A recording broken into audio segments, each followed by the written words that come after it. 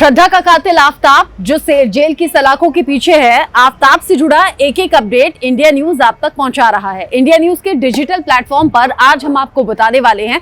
आज जब जमानत याचिका पर सुनवाई आफताब की हो रही थी, आफताब ने दिखाया कि मुझे पता ही नहीं है कि मुझे जमानत के लिए याचिका लगाई गई, यानी कि मेरी जमानत के लिए याचिका लगाई गई है। आफताब ने कोर्ट में जज के सामने भी ये बात कही कि मेरे वकील से मुझे मिलना है, बात करनी है। आफताब ने कहा कि वकालतनामा जरूर मेरे वकील ने साइन करवाया है, लेकिन मैं नहीं जानता कि उसने मेरी जमानत के लिए ये याचिका लगाई है। मतलब कानूनन इसे पूरी जानकारी थी नहीं। आफताब के वकील की तरफ से जमानत को लेकर याचिका लगाई गई। हालांकि आज सुनवाई उस पर एक तरीके से नहीं हुई है। अगली डेट मिल गई है 22 दिसंबर की। 22 दिसंबर जब अगली तारीख है, जब आफताब को जमानत मिलेगी या नहीं, इस पर सुनवाई आगे बढ़ जाएगी। आफताब कह रहा है कि तिहाड़ में आकर मुझसे मिलो। अपने वकील को उसने सीधा सीधा ये मैसेज दे दिया है। आफताब जो बेहद शातिर है, आफताब जो जेल की सलाखों के पीछे जाकर भी घबरा नहीं रहा। आफताब जो कि जेल में शतरंज खेलता है, कभी अपने बाकी जो साथी हैं कैदी, उनसे बात करता है। उसके दिमाग में क्या चल रहा है, उसके शब्दों में क्या है, इसका अंदाजा कोई भी लगा नहीं सकता, क्योंकि ना तो श्रद्धा के पिता, ना तो श्रद्धा के दोस्त, ना तो श्रद्धा के आसपास रहने वाले जितने कुलीग्स थे, उसके जो जिस कंपनी में वो काम करती थी वो भी नहीं, और इनफैक्ट आफताब के दोस्त या रिश्तेदार भी ये अंदाजा नहीं लगा सकते थे कि आफताब श्रद्धा का पहले कत्ल करेगा, फिर उसके शव के 35 टुकड़े करेगा और बेहद शातिराना तरीके से उन टुकड़ों को भी ठिकाने लगा देगा। आफताब शातिर तो है, ये आप जानते हैं। आफताब के दिल और दिमाग में क्या चलता है, ये सिर्फ और सिर्फ आफताब जान सकता है। अब आफताब ने कोर्ट में जब ये कह दिया जज के सामने कि मैंने जमानत के लिए अप्लाई किया ही नहीं, मैंने जमानत के लिए कोई याचिका लगाई ही नहीं, ये कौन सी याचिका है, ये किस तरह की याचिका है।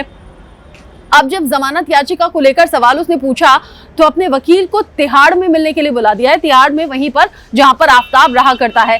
कुछ दिन होते हैं, कुछ टाइम होते हैं चुनिंदा, जिसमें कि जो कैदी होते हैं वो अपने रिश्तेदारों से, घर वालों से या वकील से मिल सकते हैं।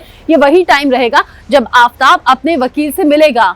अब बड़ा सवाल ये भी कि जब नार्को टेस्ट हो रहा था, पॉलीग्राफी टेस्ट हो रहा था, यही आफताब है जिसने कहा था कि हाँ मैंने श्रद्धा को मारा, हाँ मैंने उसके टुकड़े किए, हाँ मैंने उसके शव के टुकड़ों को ठिकाने लगाया, इधर उधर छिपा दिया, मुझे अपने किए पर कोई मलाल नहीं। आपको याद होंगे वो शब्द। श्रद्धा को मारने के बाद आफताब ने जब कबूल किया था तो कहा था कि मैंने मारा है श्रद्धा को और मुझे कोई अफसोस है नहीं। अगर मुझे सजाए मौत भी हो जाती है तो भी कोई मलाल मुझे नहीं है। अगर आफताब के बोल ये थे, उसे कोई मलाल नहीं है। आफताब के बोल ये थे कि अगर उसे सजा भी हो जाएगी तो उसे किसी तरह का कोई अफसोस नहीं रहेगा। तो क्या जमानत याचिका लगाने को लेकर वो विरोध जता रहा है? क्या हो सकता है कि वो ये चाहता हो कि जमानत के लिए अप्लाई ही ना किया जाए?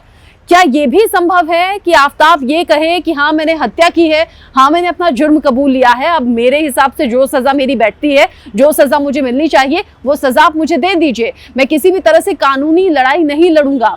किसी भी तरह से होपफुल नहीं है आफताब, या फिर ये कहिए कि वो जान गया है कि अब वो बच नहीं सकता कानून के शिकंजे से, क्योंकि उधर डीएनए मैच हो गया है।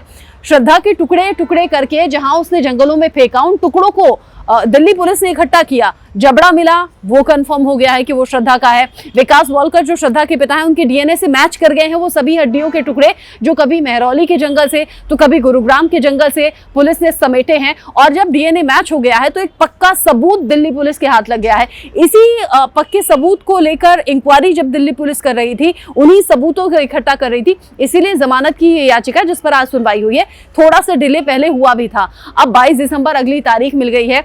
आफताब को जमानत मिल जाए इसके चांसेस कम लगते हैं। आफताब को कड़ी सजा मिले ऐसा पूरा देश मांग कर रहा है, लेकिन आफताब जो बेहद ढीठ है, आफताब जो कहिए कि निहायती चालाक है, निहायती शातिर है। अब आफताब के दिमाग में क्या चल रहा है, वो कौन सा गेम खेल रहा है, वो शतरंज की बिसात तो जेल में बिछा रहा है, लेकिन उसके दिमाग में कौन सा खेल चल रहा है ये सिर्फ आफताब जानता है। लेकिन इंडिया न्यूज लगातार आफताब से जुड़ा एक एक अपडेट आप तक पहुंचा रहा है, आगे भी पहुंचाएगा।